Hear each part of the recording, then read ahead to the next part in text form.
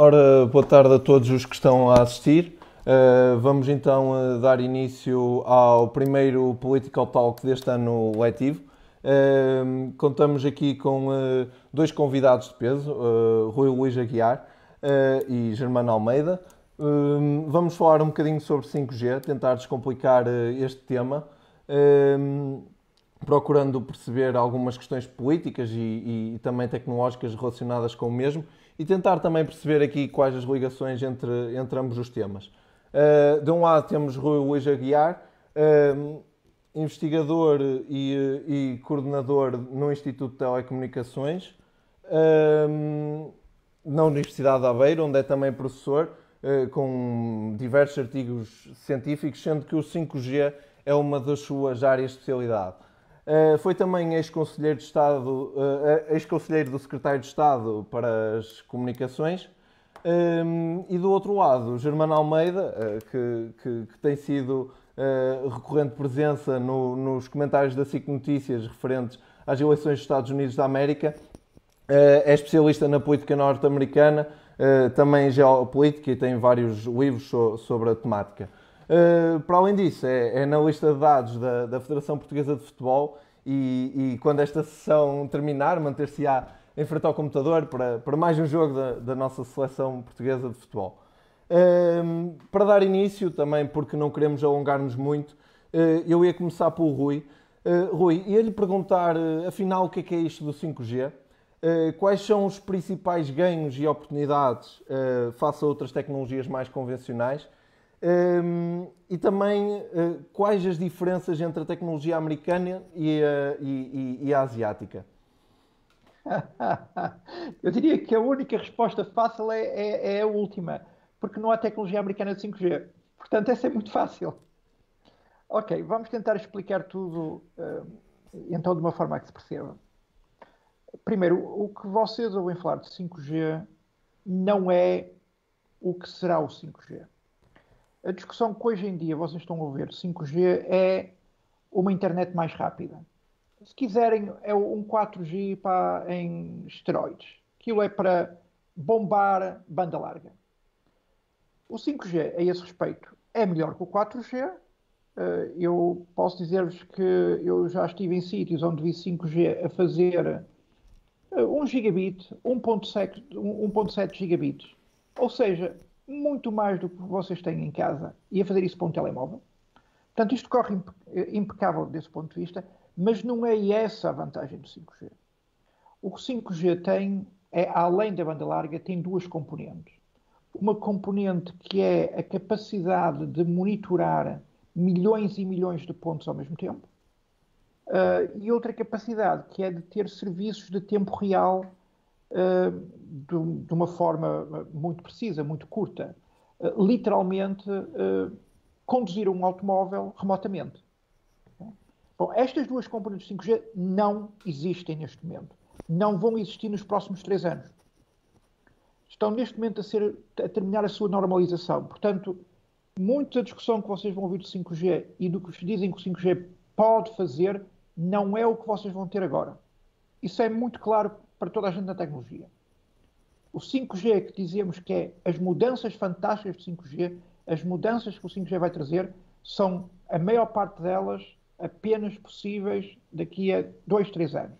Claro que ter uma banda larga muito maior, epá, ótimo. Já é uma vantagem por si, já não precisas de mais nada, não é? Relativamente aos nossos caros amigos norte-americanos versus asiáticos, há uma discussão que iria se tornar muito técnica relativamente a uma coisa chamada Open RAN, que eu provavelmente vou passar, e que tem a ver com a necessidade que os norte-americanos estão a ter de encontrar alternativas. Porque em termos estruturais no mundo, há 3 grandes fabricantes. A Nokia, a Ericsson e a Huawei. E depois há 3 grandes segundos. A Samsung, a ZTE, que é chinesa, e a NEC, que é japonesa. Sendo o mercado da NEC muito mais reduzido. Vocês não me ouviram mencionar numa única empresa norte-americana. Os americanos dominam o software, os americanos dominam os sistemas operativos, mas eles têm zero capacidade industrial na indústria das telecomunicações. Nem mesmo os telemóveis, iPhone, são americanos. Eles são feitos em Taiwan. Ok? Isso é parte de todo o problema que a gente está aqui a discutir. Rui, mas então aquelas alegações que são feitas no que diz respeito à segurança da Huawei perante a tecnologia da Nokia, por exemplo, ou da Ericsson, são fundamentadas ou não? Alegações de espionagem? Por exemplo? É isso? Pá, deixa-me fazer um pequeno desafio. Vamos imaginar que eu pego nos vossos pontos de acesso, todos estão em casa, e ponho-os a espiar as casas de todos vocês. Não há problema nenhum. Vendo-vos os pontos de acesso, vocês colocam isso. Agora só um pequeno problema. Como é que eu recebo a informação dos vossos pontos de acesso? Porque para eu receber alguma informação, seja a Mel, a Vodafone ou a nós, estão a deixar passar a informação desses pontos de acesso para mim. Agora deixa-me pensar um bocadinho mais. Acho que quer a Vodafone, quer a nós, quer a Mel, são tão estúpidas que se isso acontecesse eles não detectassem. Certo? Pá, essas alegações foram rebatidas em imensos pontos. Por exemplo, uma coisa muito curiosa prende-se com o que se passou no Reino Unido, em que eles acabaram por proibir o uso do equipamento da Huawei, mas quando as pessoas vão verem o que é que o grupo de segurança do Reino Unido disse, o comentário que eles disseram nunca foi de que eles achavam que a Huawei estivesse a espiar. Por acaso disseram outras coisas, mas nunca que o problema fosse um problema de espionagem. Portanto, não há provas até agora, não há provas em lado nenhum que o equipamento da Huawei esteja a ser usado para espionagem. E para ser franco, Tiago, é assim, com a quantidade de barulho que foi feito ao longo destes anos todos, a haver provas, já seriam conhecidas. Germano, desafio-lhe agora, com base no que disse o professor Rui, que me tentasse explicar então o porquê de tanta alarido em torno desta situação. Ou seja, se me consegue identificar uma causalidade que permita sustentar aquilo que os Estados Unidos têm alegado, ou se estamos numa presença de uma guerra fria comercial, se é que assim podemos chamar. Foi assim que o Ricardo Costa Pereira, um seguidor das nossas redes sociais, classificou a disputa entre os Estados Unidos da América e a China. Consegue encontrar justificação política para esta jogada, visto que tecnológica parece não ser? Viva, boa tarde a todos, é um prazer estar aqui neste tema tão interessante para discutirmos. Sim, eu acho que a explicação acaba por estar também um pouco naquilo que o professor há pouco referiu. Na verdade, há também uma explicação tecnológica, ou seja, será talvez pela primeira vez numa grande questão que os Estados Unidos não estão ou a liderar ou a lutar pela liderança. E, portanto, porque de facto, do ponto de vista empresarial e tecnológico, não o conseguiram para já, a reação, nomeadamente pela administração de Trump, foi a de uma guerra à China, um bloqueio ao possível domínio da Huawei e, por inerência, um benefício às europeias Nokia e Ericsson, apontando um conjunto de receios que, não sendo totalmente infundados, como foi bem explicado, também não são provados. Ou seja, do ponto de vista, eu não me vou meter, se juro, por questões técnicas que não domino, mas por aquilo que tenho lido, do ponto de vista meramente técnico, há essencialmente duas coisas a diferenciar, ou seja, as redes que disponibilizam a tecnologia é uma coisa, depois a forma como vão ser exploradas as licenças é outra, não é? E, portanto, há aqui essencialmente uma guerra comercial, como foi falado. Olhando, por exemplo, para os últimos anos na guerra entre Estados Unidos e China, uma guerra primeiro comercial, e que do ponto de vista da administração de Trump, como foi através da guerra de tarifas, ela evoluiu nos últimos anos pela parte tecnológica, muito precisamente porque neste momento, nestes anos, estamos perante a corrida ao 5G e interessava à administração de Trump a narrativa de que a Huawei era uma ameaça à soberania nacional dos Estados, que a Huawei levantava questões relacionadas com a privacidade e, portanto, foi associada, saltou da guerra meramente empresarial e comercial para uma parte tecnológica que levaria a um problema de segurança nacional. O que é que nos últimos 2, 3 anos assistimos e com novidades nos últimos meses? Há uma primeira fase em que a administração de Trump consegue levar um pouco a sua avante, nomeadamente junto do Reino Unido, que primeiro tem uma primeira posição de permitir que a Huawei instalasse no Reino Unido a 5G, agora acaba por recuar nos últimos meses. Consegue traçar um plano chamado Rede Limpa, um acordo de segurança, muito com os países do leste. Aí realmente os Estados Unidos conseguiram alguns acordos, Bulgária, Macedónia do Norte, Kosovo, Eslováquia, isto nas últimas semanas, meses, em que de facto esses países fizeram uma espécie de aliança, não anti-China, mas bloqueando a Huawei e dando essa garantia.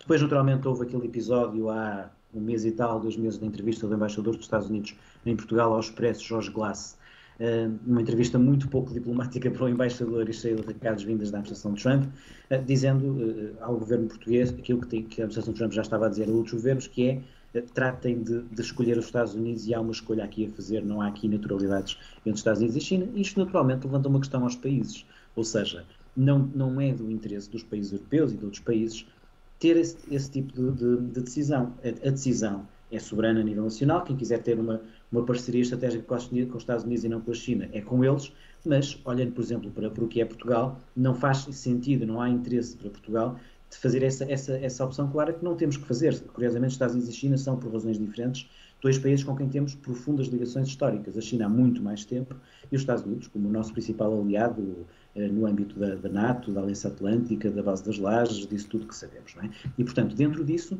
são realidades diferentes. Os Estados Unidos, no âmbito da NATO, são o nosso maior aliado fora da Europa. E a China é um país em relação ao qual, além de profunda ligação histórica, bem mais do que a existência dos próprios Estados Unidos, mais recentemente também com a introdução em empresas portuguesas e com experiências diferentes, umas melhores que outras já agora, mas não esteve aqui em causa, não houve aqui uma invasão chinesa por causa disso. E, portanto, interessa a Portugal as 2 coisas e não uma opção de cortar com os chineses e preferir os americanos. Portanto, do ponto de vista político e estratégico e empresarial, parece-me isso, ou seja, eu acho, aliás, que a derrota de Donald Trump nas presidenciais acaba por reduzir um pouco esta questão para já. Se Trump fosse reeleito, era uma questão que estava candente do ponto de vista político. Sem Trump, espera-se que, possivelmente, esse tal dilema Estados Unidos versus China não seja um dilema de oposição e cada país o possa fazer à sua maneira. Falei de Portugal, posso falar, por exemplo, do Brasil, também é um país um pouco nesse aspecto. Durante os anos de Trump, agora politicamente Bolsonaro, pela proximidade, também estava a tentar fazer essa aproximação aos Estados Unidos e alguma desconfiança em relação à China, mas é preciso dizer que a China tem mais influência económica nas empresas brasileiras do que os próprios Estados Unidos. E, portanto, é também um problema para os brasileiros essa questão. E cito, para isso, estava só aqui a ver, exatamente, cito o Paulo Guedes, super-ministro da Economia e das Finanças do Bolsonaro, que em relação a isso teve esta posição. Nós comercializamos com o mundo inteiro, como os americanos também, sempre comercializando com a China e sempre abertos. Mas também sabemos geopoliticamente quem somos. Nós somos uma democracia liberal do Ocidente, somos a segunda ou a terceira, a segunda maior democracia do Ocidente, possivelmente a terceira maior do mundo, logo a seguir aos Estados Unidos e a Índia. Então, nós, Brasil, sabemos quem são os nossos parceiros geopolíticos e, ao mesmo tempo, praticamos comércio com todo o mundo. A nossa aproximação com os americanos foi sempre base não só do resultado económico, mas também de segurança. Uma posição que, de algum modo, dá razão mais à administração de Trump. Para finalizar esta primeira fase, tinha só aqui visto aqui uma coisa que tem a ver com o seguinte. Pelo menos até muito recentemente, as indicações que há de especialistas é que, de facto, não há provas objetivas que os chineses usem como Estado a Huawei como espécie de ponta de lança para espionagem dos países. Há aqui, de facto, uma questão comercial, estratégica, dentro da estratégia de expansão comercial e de influência política de Xi Jinping. Portanto, neste momento, parece-me que é isso que está em causa. numa perspectiva de uma China que tem vindo a reduzir a distância para os Estados Unidos no início da década, de há uma década, os chineses tinham pouco mais de metade, 57, 58% do PIB americano, e no final da década de 10, até o ano passado, já iam em 73, 74%. Isso em PIB criado. Em algumas áreas estavam quase a conseguir a liderança e, de facto, pela primeira vez, numa questão-chave que poderá revolucionar a forma como olhamos para as coisas, como nos relacionamos, não só como consumimos, como foi bem explicado há bocado, não é só uma questão de banda larga, será muito mais do que isso. Portanto, uma questão que pode revolucionar a forma como vivemos e como consumimos. Pela primeira vez, os americanos não estão a liderar e houve, portanto, essa reação de diabolização que, até agora, pelo menos, parece exagerar. Tiago, posso Força. acrescentar duas coisas, uma vez que isto é para os jovens, não é? Posso acrescentar algumas coisas muito divertidas. A gente tinha falado que era importante que os jovens desenvolvessem a sua própria opinião e, bom, se vocês forem ler alguns dos documentos que estão mencionados nas tais regras da Rede Limpa, vocês vão descobrir coisas fantásticas.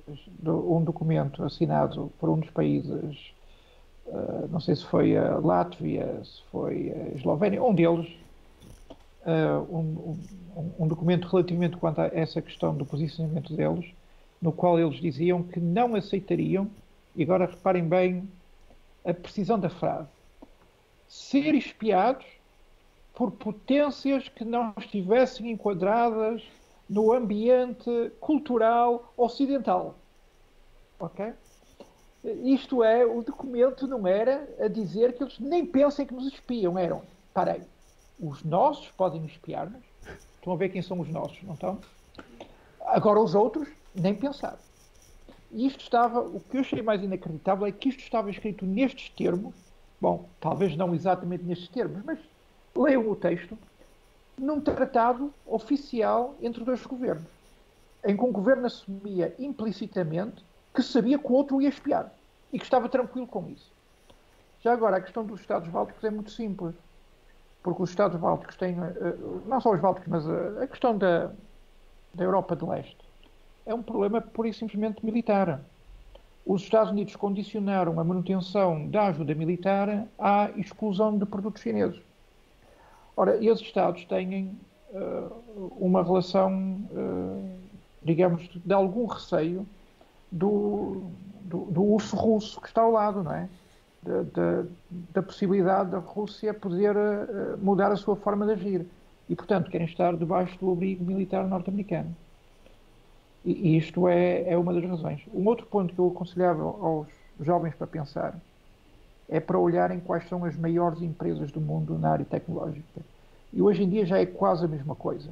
Okay? As melhores empresas do mundo e as melhores empresas do mundo na área tecnológica já são quase sinónimos as duas frases. E vocês vão descobrir que das maiores empresas do mundo da área tecnológica, das 20 maiores, haverá duas que não são nem americanas nem chinesas. E as únicas que têm condições de estar a morder aos calcanhares às americanas são as chinesas. Ora, os Estados Unidos, como o Germano estava a dizer, encontraram-se de repente, ou estão-se a encontrar de repente, perante a situação do que é a grande potência com o domínio económico, mas que transformou esse seu domínio económico daquilo que era a indústria tradicional num domínio que se tornou cada vez mais financeiro e cada vez mais de serviços. E agora está a ver que quem desenvolveu a indústria está a começar a chegar aos calcanhares deles. Por alguma razão, os Estados Unidos e o Trump também não gostava da Alemanha, porque era um grande potente industrial e ele percebia a diferença nas capacidades económicas de um país e do outro. Obrigado, Rui.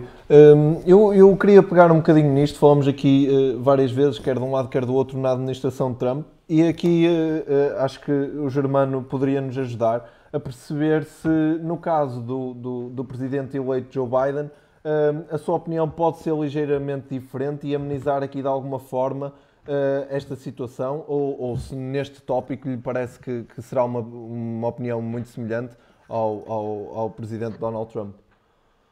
Sim e não. Sim, na perspectiva em que Joe Biden vai, de algum modo, reduzir a agressividade na retórica, e não vejo Joe Biden a assinar uma ordem executiva como Trump fez, proibir a Huawei de operar, fez também com o TikTok, um bocado já falo sobre o TikTok, parece uma questão importante também. Ok, mas desengane-se quem acha que esta mudança política em Washington vai reduzir a tensão dos Estados Unidos e China. A realidade dos Estados Unidos e China é a grande história do nosso tempo. Neste momento parece que é a pandemia, mas a pandemia, embora tenha um efeito absolutamente brutal e inacreditável, vai passar. Ninguém sabe quando, mas daqui a 1 ano, 2 anos, economicamente 2, 3, 4, que seja. Em 2025, quando já tiver passado o essencial da pandemia, tanto em termos pandémicos ou económicos, ainda estará para ficar a rivalidade dos Estados Unidos-China, será por mais de uma década, pelos próximos anos. Nós estamos a assistir em nossa vida a essa ultrapassagem histórica da China aos Estados Unidos.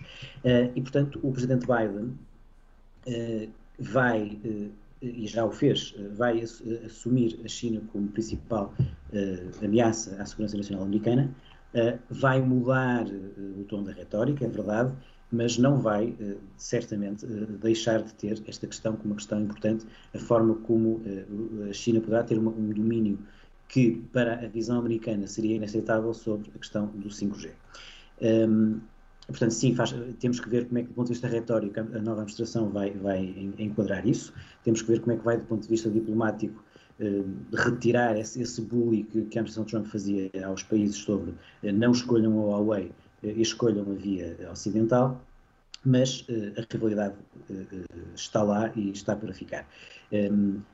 Basta ver, por exemplo, a plataforma eleitoral de Joe Biden, basta ler o artigo que o Joe Biden publicou na revista Foreign Affairs na primavera, em que claramente diz que sobre a China diz vou ser duro, portanto está lá, promete dureza em relação à China, e portanto a questão vai manter-se. Eu queria só rapidamente contar a questão do TikTok. O TikTok é chinês, é de uma empresa chamada ByteDance, que é uma das grande empresa também chinesa, como estava a ser muito bem explicado há bocado. De facto é muito interessante isso. Quando acabou, no final do ano passado, eu estive a ver até esses rankings, estava a ver enquanto falava se apanhava isso, por acaso não apanhei, mas assim de cor, a década de 2010, 2019, nessa década, portanto, nas 10 maiores empresas do mundo, 6 ou 7 são tecnológicas, e na década anterior, só 2 ou 3 eram, e ainda havia General Motors, aquelas empresas das indústrias pesadas que depois tiveram grandes problemas na crise de 2008, não é? E, portanto, essa passagem das empresas da indústria pesada, do aço material, para a desmaterialização e para este fabuloso e assustador mundo tecnológico, eletrónico e digital e invisível que vivemos, foi feita nesta década. E os chineses posicionaram-se de uma forma diferente e por vezes quase em espelho, ou seja, é incrível como no nosso mundo, no nosso mindset, há o WhatsApp, ao Facebook, à Google, ao Twitter, e há quase em espelho essa realidade na China, com o Weibo, com o WeChat, às vezes até com uma lógica um pouco diferente em relação a ter uma componente mais comercial e um domínio assustador aos nossos olhos do todo em relação ao individual. Ou seja, ok, cada chinês tem um telemóvel com essas aplicações todas, mas isso dá ao Estado um conjunto de dados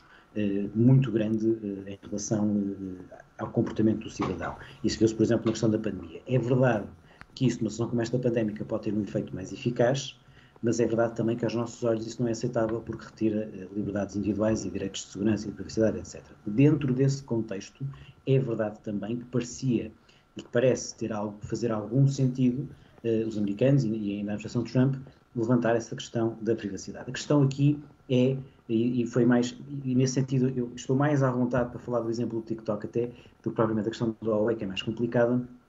Em agosto passado, peço desculpa, o presidente Trump assina uma ordem executiva, no fundo, obrigando a TikTok e a ByteDance chinesa a vender a sua participação no TikTok para continuar a operar na América a empresas americanas, e até as referiu, vou ver se apanho aqui, peço desculpa, a 2 empresas americanas, uma creio que é a Oracle, bom, não interessa, mas portanto, basicamente isso, e portanto foi uma indicação muito concreta. Depois Trump acabou por ter que recuar depois de ações nos tribunais por parte dos chineses, teve que recuar um pouco. A Oracle e a Walmart eram as duas empresas. Trump deu na altura 45 dias à TikTok para fazer isso. Depois, entretanto, houve uma guerra dos tribunais, como há sempre, e essa ordem executiva acabou por não ter, enfim, um efeito muito concreto. Mas está lá a questão. E na altura, especialistas disseram, vamos ver, isto tem algum fundamento? Sim, ou seja, o uso do TikTok poderia levantar aqui algumas questões também a nível de segurança, mas vamos ser concretos. Se somos um adolescente a fazer um vídeo com uma dança de 15 segundos, não vamos preocupar com o governo chinês. O governo chinês não vai ter com isso nada de especial. Agora, se formos um ex-militar ou um militar americano no Afeganistão, em que faz um vídeo e coloca no TikTok e sem ter a noção está a dar uma indicação sobre o posicionamento ou alguma indicação sobre o sítio onde está, isso pode ter alguma relevância do ponto de vista daquilo que o exército americano e o Pentágono não querem realmente que haja essa possibilidade de, através disso, pudesse haver alguma indicação. Portanto, é neste limbo que a questão está.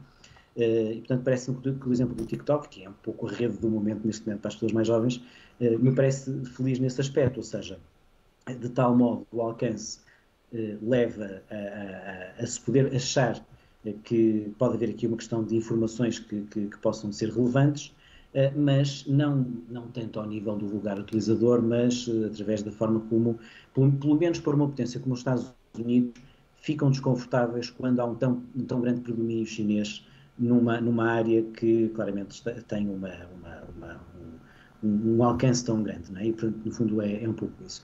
Dentro disso, se noutras áreas, na área, por exemplo, das relações diplomáticas, na área do respeito pelo multilateralismo e pelo regresso à ONU e acabar com o desfinanciamento das agências da ONU, o regresso à OMS, o regresso ao Acordo de Paris, aí vai haver grandes mudanças da administração Trump para a administração Biden. Nesta área, mesmo que haja uma diminuição da agressividade da retórica e mesmo que acabem, por exemplo, a política de tarifas a nível comercial, na área de rivalidade tecnológica, prevejo mais continuidade do que ruptura. Ok. Obrigado, Germano. Germano, eu não queria estar a comentar sempre os seus comentários, mas uma vez que é o comentador, se calhar agora ficar do outro lado, ser comentado. Podemos brincar um bocadinho. E mais uma vez, sabendo que estamos a falar para alunos, deixem-me dar alguns dados que se calhar não têm noção.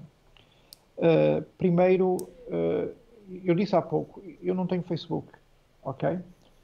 Eu não tenho Facebook porque há um velho aforismo que diz algo do género: quando vocês estão numa refeição em que tudo vos é de borla e não sabem o que é que estão a pagar, vocês é que são a refeição. O que acontece nestas redes sociais é que onde estas redes sociais extraem valor é sobre a vossa informação, o que vocês são. E não é cada um de vocês em particular, é o agregado. É aí que está grande parte do valor dessa informação. Mas há muito processamento e muita coisa que a Facebook sabe sobre vocês, que o YouTube sabe sobre vocês e que o TikTok sabe sobre vocês. Para terem uma ideia do que estamos a falar, recentemente foi verificado, e há um problema a ocorrer com o Facebook, no sentido que a informação que a Facebook colige sobre as pessoas viola as questões da privacidade da lei europeia e não podem sair da Europa. Houve um acordo de transferência de dados entre a União Europeia e os Estados Unidos, acordo esse que simplesmente, ou que poderia parecer que permitiria essa transferência de dados, e esse acordo foi invalidado pelo Supremo Tribunal de Justiça Europeu. O que quer dizer que há neste momento um problema grave com a Facebook, que está a ameaçar deixar de operar na Europa por o Supremo Tribunal de Justiça Europeu dizer que aquilo que eles estão a extrair da Europa viola as leis de privacidade europeias. Portanto, este problema é um problema muito complexo e é efetivamente um problema de que nas tecnológicas vocês têm tendência a ter um grande elefante, alguém que domina todo o mercado. E o aparecimento de competições, seja um TikTok, seja um Alibaba, seja uma Huawei, o aparecimento de um competidor, os Estados Unidos sabem que na economia que nós criamos, esta economia digital, é uma economia que vai ter tendência a ter um dominante. E, portanto, eu estou naquela posição de tentar evitar que qualquer dominante que apareça não seja norte-americano. Ora, eu acho que, do ponto de vista da Europa, e isso todos nós temos que nos preocupar, é que não é da conveniência da Europa que haja um dominante. O forte da Europa é defender os direitos humanos, é defender a nossa sociedade, a forma como encontramos, o multiculturalismo. E, portanto, ficar nas mãos de uns Estados Unidos ou ficar nas mãos de uma China não é no melhor interesse da Europa. Assim que não é no interesse da Europa, como o Germano estava a dizer, sermos obrigados a escolher.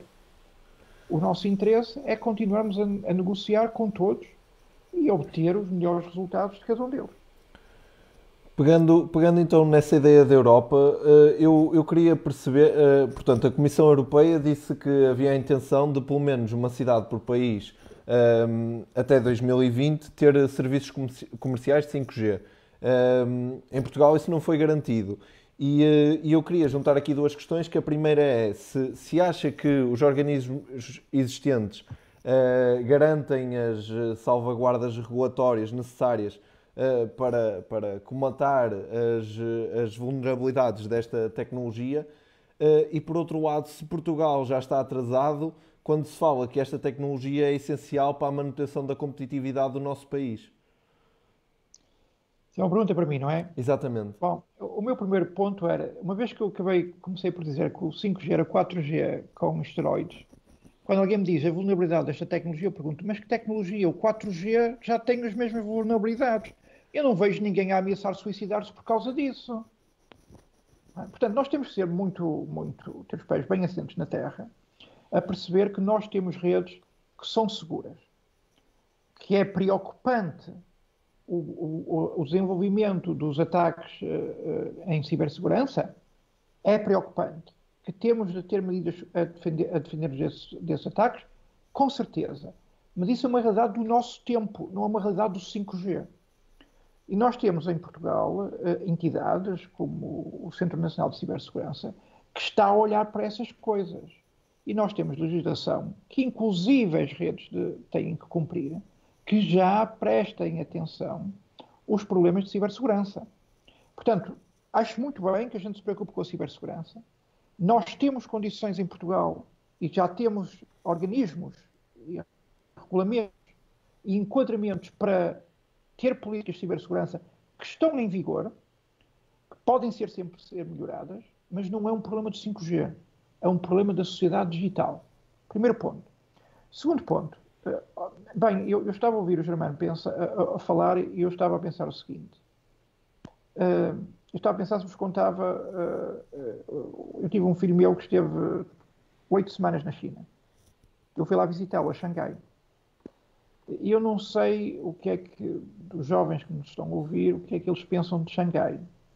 Mas eu dizia duas coisas quando regressei. Uma é, ainda bem que eu sabia que tinha ido a um país comunista, porque se não soubesse isso à partida, eu tinha saído lá sem o saber, primeiro ponto. E o segundo ponto é que se me perguntarem exatamente como é que eu descrevia Xangai, eu dizia assim, olhem, qualquer coisa entre São Francisco e Tóquio. Porque era a sensação que eu tinha. A noção que os Estados Unidos têm relativamente... Há uma coisa que o Germano estava a dizer que eu me lembrei que há um grande problema que os Estados Unidos têm em termos das novas tecnologias. Que é porque, embora eles façam muita pressão do lado do consumidor final, eles depois não têm infraestrutura. Os Estados Unidos não investiram na infraestrutura. Os chineses têm uma infraestrutura, acreditem, absolutamente extraordinária. A experiência que vocês têm com o MBWay, bom, na China a experiência é um bocadinho complicada, porque esqueçam o cartão de crédito, esqueçam o dinheiro. Ou vocês estão a usar os equivalentes deles do MBWay, há basicamente duas companhias que o fazem, e vocês têm que ter uma conta nas duas, ou então nem sequer conseguem pagar em lado nenhum. O que vocês passam a vida é pagar com o telemóvel. É o telemóvel que é a vossa carteira. E isto só é possível quando, se vocês estiverem numa cave, não há problema, porque têm cobertura de rede. Também têm cobertura de rede. Se estiverem no meio do campo ou no meio de um parque, não há problema. Também têm cobertura de rede. É este investimento na infraestrutura que faz com que a China tenha conseguido dar este salto na sociedade digital, que embora os Estados Unidos o tenham liderado, depois não têm a infraestrutura por trás para o suportar. E, portanto, sim, são um pouco neste momento aquela história do gigante com os pés de barro. E é esse o problema com que estamos a viver em termos de tecnologia. No caso específico de Portugal, onde é que nos situamos no meio disto tudo? Em relação ao 5G, claro. Bom, Portugal é um país com uma grande apetência tecnológica. E como eu estou a dizer, aqui há mais do que 5G, há toda a questão da transição digital. E eu penso que tem sido aparente que tem havido esforços por parte do governo e por parte da sociedade em geral, querem avançar com o 5G, querem avançar com essa transição digital. Reconheço que o caminho tem sido algo atribulado, por questões que se calhar se tornam demasiado técnicas para estar aqui a discutir, poderiam servir para uma outra conversa, num outro dia, mas há uma apetência, e há um desenho, e há um desejo, e há um conjunto de recomendações, quer por parte da sociedade, quer por parte de entidades governamentais, no sentido de nós avançarmos para o 5G o mais depressa possível. Germano, há pouco tinha falado na questão de que Portugal tinha relações históricas quer com a China, quer com os Estados Unidos. De que forma é que acha que nos devemos, ou a administração portuguesa, neste caso o governo, se vai posicionar neste campo? Acha que há alguma incompatibilidade? Ou seja, se optarmos por um dos lados, vamos completamente perder o outro? Ou há aqui possibilidade de negociações bilaterais com os dois países? Não acho que esse seja um dilema real. Isso foi um dilema artificial provocado pela administração de Trump. Portugal, no âmbito da NATO e da União Europeia, tem uma relação seguríssima com os Estados Unidos. Mesmo durante a administração de Trump, foi possível, por exemplo, a visita do Presidente Marcelo a Washington, e Donald Trump chegou a ter uma visita marcada para Lisboa, que depois foi alterada, mas veio o Secretário de Estado Mike Pompeo. De todo modo, sabemos que há uma proximidade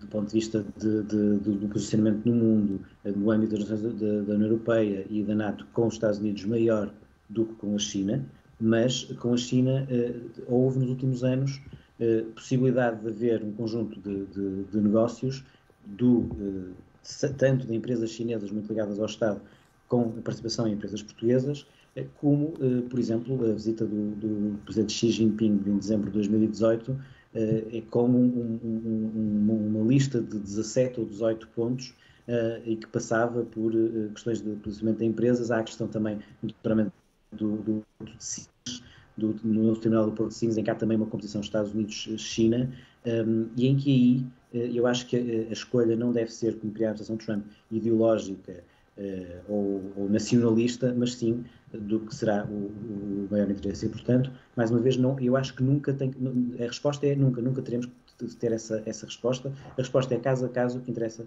aos interesses portugueses, aos interesses europeus. O que não devemos fazer é que alguns países europeus fizeram, à margem das relações com a China, que não deve ser bilateral, mas deve ser no âmbito da União Europeia e China, à margem disso fizeram acordos com a China. Portugal, felizmente, não o fez. Não quer dizer isso que não deve negociar com a China. As relações são boas e não têm que deixar de ser boas, independente de se for a Huawei ou a Nokia e a Ericsson que vierem em relação ao 5G. Obrigado, Germano. Eu vou então concluir aqui a nossa atividade. Eu prometi ao Germano que não passava das 6h40 e quero cumpri-lo. Muito obrigado aos dois. Acho que foi muito interessante. Penso que ficou aqui muito por falar, mas também acho que é interessante para as pessoas tentarem saber mais e eventualmente, se justificar, poderemos pensar numa segunda versão disto mais aprofundada. Agradecer mais uma vez aos dois pelo tempo que dispensaram, agradecer a toda a gente que assistiu, e espero que tenha servido para consciencializar as pessoas um bocadinho mais sobre este tema que pode ter um impacto muito grande no futuro do nosso país e do mundo.